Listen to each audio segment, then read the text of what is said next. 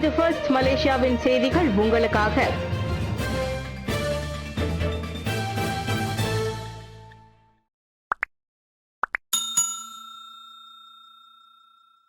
தொழில்முறை பூப்பந்து விளையாட்டாளர்களுக்கு பயிற்சி இடங்கள் ஏற்பாடு.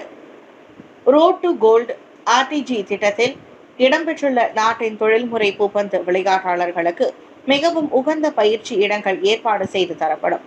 தங்கள் செயல்திறனை மேலும் மேம்படுத்தி முயற்சியாக தொழில்முறை விளையாட்டாளர்கள் தரமான பயிற்சியாளர்களை கொண்டிருப்பதையும் ஆர்டிஜி செயற்குழு உறுதி செய்யும் என்று இளைஞர் மற்றும் விளையாட்டுத்துறை அமைச்சர் ஹன்னாயோ தெரிவித்தார். தொழில்முறை விளையாட்டாளர்களுக்கு மிகவும் பொருத்தமான பயிற்சி இடங்களை கண்டறிய நாங்கள் உதவ முடியும் என்று நம்புகிறேன். மிகவும் தனிப்பட்ட முறையில் பயிற்சி பெறுவதற்கு விளையாட்டாளர்கள் பேரங்காடி செல்ல வேண்டியதில்லை. எனவே டத்தோ ஸ்டூவர்ட் அவர்களுக்கு உதவியை ஒருங்கிணைப்பார் என்று நான் நம்புகிறேன் என்றார் அவர். சனிக்கிழமை புத்ரஜயாவில் நடைபெற்ற நிகழ்ச்சி ஒன்றில் கலந்து கொண்ட பின்னர் அவர் செய்தியாளர்களிடம் பேசினார்.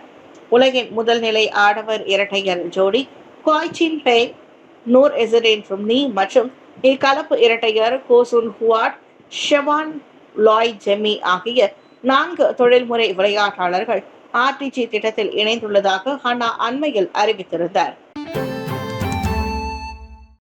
உஸ்பெகிஸ்தான் மற்றும் ரஷ்யாவிற்கு அலுவல் பயணம் மேற்கொண்டுள்ள துணை பிரதமர். அனைத்துலக அளவிலான எரிசக்தி மற்றும் நீர்த்துறைகளில் மலேசியாவின் வியூக பங்களிப்பை மேலும் விரிவுபடுத்தும் வகையில் உஸ்பெகிஸ்தான் குடியரசு மற்றும் ரஷ்யாவிற்கு இன்று துணை பிரதமர் டத்தோஸ்ரீ ஃபடிலா யூசுப் மேற்கொண்டிருக்கும் அலுவல் பயணங்கள் அமையும் என்று எதிர்பார்க்கப்படுகிறது. வரும் ஜூன் 28ஆம் தேதி வரை மேற்கொள்ளப்படும் இந்த அலுவல் பயணத்தில் கலந்து கொள்ளும் மலேசிய பேராளர்களுக்கு எரிசக்தி மாற்றம் மற்றும் நீர் உருமாற்ற அமைச்சரமான அவர் தலைமை ஏற்கிறார். இன்று காலை உஸ்பெகிஸ்தான் சென்றடைந்த ஃபடிலாவை அந்நாட்டின் எரிசக்தி துணை அமைச்சர் அசிஸ் கோஜா கோபிலாவ் வரவேற்றார். இன்று தொடங்கி ஜூன் 24ஆம் தேதி வரை உஸ்பெகிஸ்தானுக்கான பயணத்தில் அதிபர் ஷவ்கத் மிர்சியோவியவும் ஃபடிலா சந்திக்க உள்ளார். இதில் இருதரப்பு பேச்சுவார்த்தைகள் மற்றும் எரிசக்தி உட்பட நிலைக்கான வளர்ச்சி துறைகளில் ஒத்துழைப்பை விரிவுபடுத்துவதற்கான முயற்சிகள் மேற்கொள்ளப்படும். புதுப்பிக்கத்தக்க எரிசக்தியில் தொழில்நுட்ப ஒத்துழைப்பு மற்றும் முதலீடு குறித்த உஸ்பெகிஸ்தானின் எரிசக்தி அமைச்சர் ஜுராபெக் மிர்சாமா முக்டோ உடனான சந்திப்பில் விவாதிக்கப்படும். தேசிய போலீஸ் படை தலைவரின் நம்பகத்தன்மையை பாதிக்கும் பதிவு கே அடிலான் சாடல். புதிதாக தேர்ந்தெடுக்கப்பட்டிருக்கும் தேசிய போலீஸ் படை தலைவர் Datuk Seri Mohamad Khalid Nordin Ismail முன்னதாக கே அடிலான் கட்சியின் உறுப்பினராக எந்தவொரு பதவியையும் தாம் வகித்ததில்லை.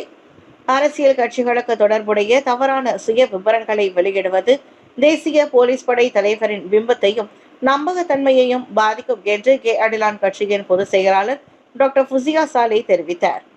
டத்தோஸ்ரீ முகமது காலித் நோர்டின் பதவி நியமனம் ஆளும் கட்சியாக இருக்கும் கே அடிலான் மீது எதிர்மறையான கருத்தை உருவாக்குவதோடு அரசியல் நலன்களின் அடிப்படையிலேயே அவர் நியமனம் செய்யப்பட்டிருக்கலாம் என்று மக்கள் தவறான கண்ணோட்டத்தை பெற இயலும் என்று இன்று வெளியிட்ட அறிக்கையில் அவர் குறிப்பிட்டிருந்தார்.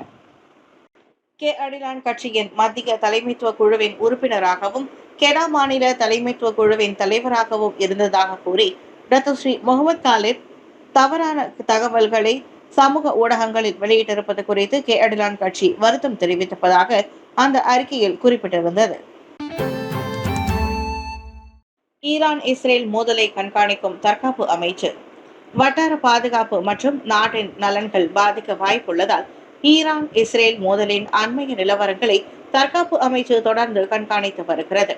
உலகளாவிய விநியோக சங்கிலி, உலக பொருளாதாரம் மற்றும் மலேசியர்களின் பாதுகாப்பை பாதிக்கும் சாத்தியத்தை இது கொண்டிருப்பதால் இச்சூழல் மிகவும் கவலை அளிப்பதாக தற்காப்பு அமைச்சர் டத்தோஸ்ரீ முகமது காலித் நோர்டன் தெரிவித்தார். உலக போர் ஏற்படும் போது அனைத்து நாடுகளும் பாதிக்கப்படுகின்றன. ஏனெனில் எண்ணெய் விலை உயரும், விநியோகம் துண்டிக்கப்படும், சுதந்திரமான உலக வர்த்தகம் சீர்குலைந்து வர்த்தக நாடுகளை பாதிக்கும். பின்னர் இறுதியில் மக்களும் பாதிக்கப்படுவர். எனவே மோதல் விரிவடையாமல் இருக்க நாம் அதனை கண்காணித்து கவனம் செலுத்துவது முக்கியம் என்று அவர் கூறினார்.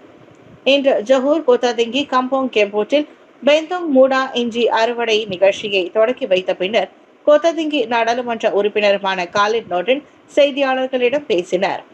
தொழில்நுட்பத்தை பயன்படுத்துவது பற்றிய புரிதலை ஈரான் இஸ்ரேல் மோதல் வழங்கும் நிலையில் மலேசியா அதன் தேசிய தற்காப்பு தயார் நிலையை வலுப்படுத்த இது உதவுவதாக அவர் குறிப்பிட்டார். சுங்கைபுலோ நாடாளுமன்றத்தின் கீழ் உள்ள சில பள்ளிகளுக்கு கூடுதல் வகுப்பறைகள். ஸ்லாங்கூர் சுங்கைபுலோ நாடாளுமன்றத்தின் கீழ் உள்ள சில பள்ளிகள் கூடுதல் வகுப்பறைகளை பெறவிருப்பதுடன் அடுத்த ஆண்டு பள்ளி அமர்வுக்கு அவை பயன்படுத்தப்படும் என்று எதிர்பார்க்கப்படுகின்றது. சில பகுதிகளில் மக்கள் தொகை அதிகமாக இருப்பதால் மாணவர்களுக்கு வசதியான கல்வி சூழல் கிடைப்பதை உறுதி செய்வதோடு கூடுதல் வகுப்பறைகளும் ஏற்பாடு செய்து தரப்படுவதாக சுங்கைபுலோ நாடாளுமன்ற உறுப்பினர் டாக்டர் ஸ்ரீ ரமணன் ராமகிருஷ்ணன் கூறினார்.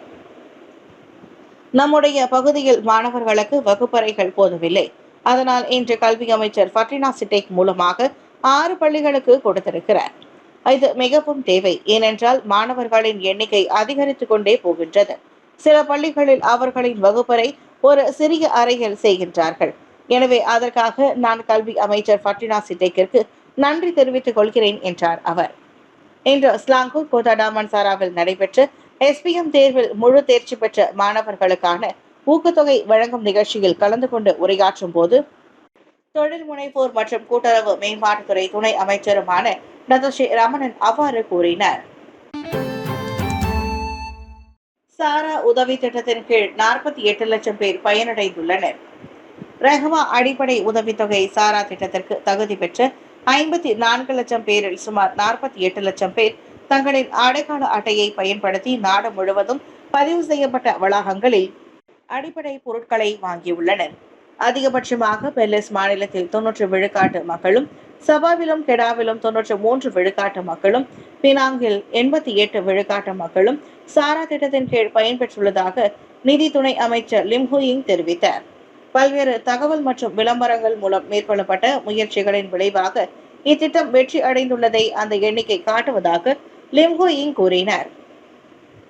அதனால்தான் மக்கள் மைகார்டை பயன்படுத்த ஊக்குவிப்பதற்காக விழிப்புணர்வு பிரச்சாரங்களை நாங்கள் அதிகரித்து வருகிறோம். மேலும் பெறுநர்களின் எண்ணிக்கை 7 லட்சத்திலிருந்து 54 லட்சமாக அதிகரித்துள்ளது என்றார் அவர். 3ஆம் உலக போர் அதிகரிக்கும் சாத்தியங்கள் புதின் கவலை. உலகம் 3ஆம் உலக போரை நோக்கி சென்று கொண்டிருப்பதாக ரஷ்ய அதிபர் விளாடிமிர் புதின் கவலை தெரிவித்தார்.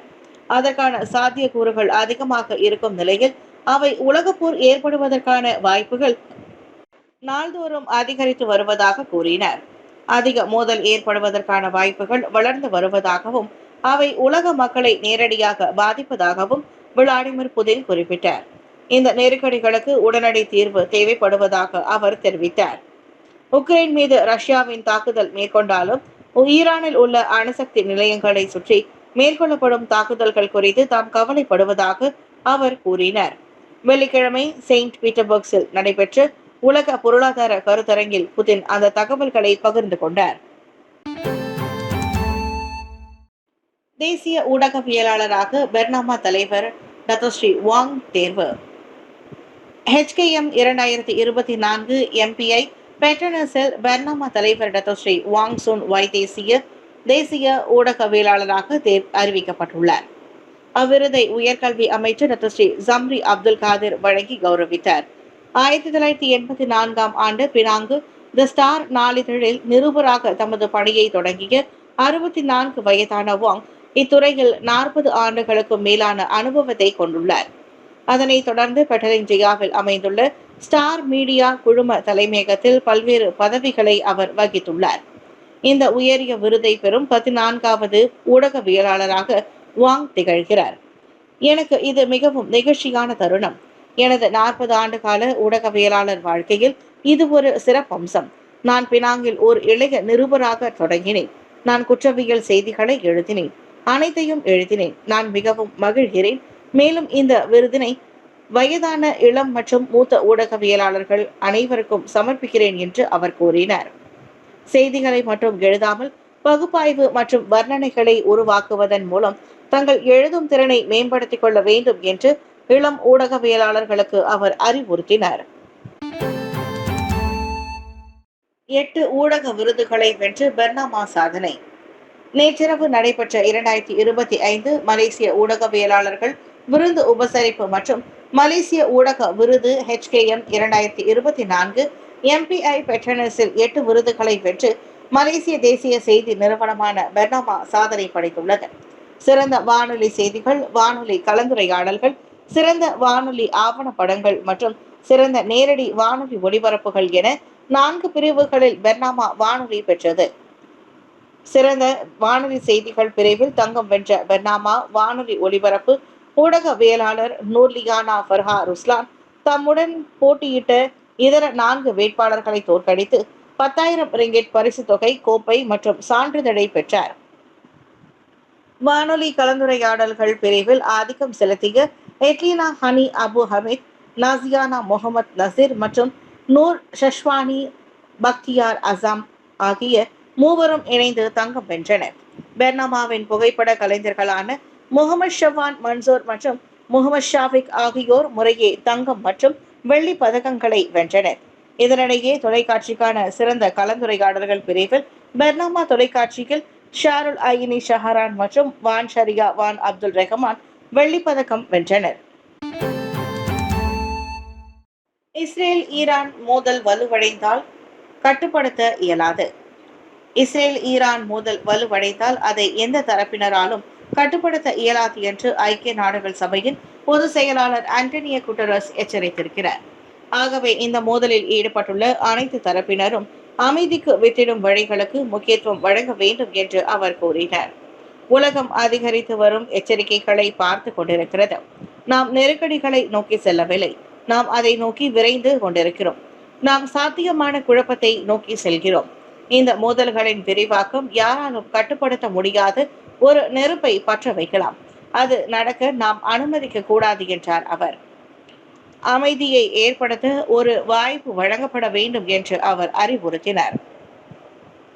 அணுசக்தி நிலையங்கள் மீதான தாக்குதல்கள் மேற்கொள்ள வாய்ப்புகள் உள்ளதால் ஈரான் மீதான இஸ்ரேலின் தாக்குதல்களுக்கு மத்தியில் அதிகபட்ச நிதானம் கடைபிடிக்கப்பட வேண்டும் என்று ஐநா பாதுகாப்பு மன்றம் கேட்டுக்கொண்டிருக்கிறது.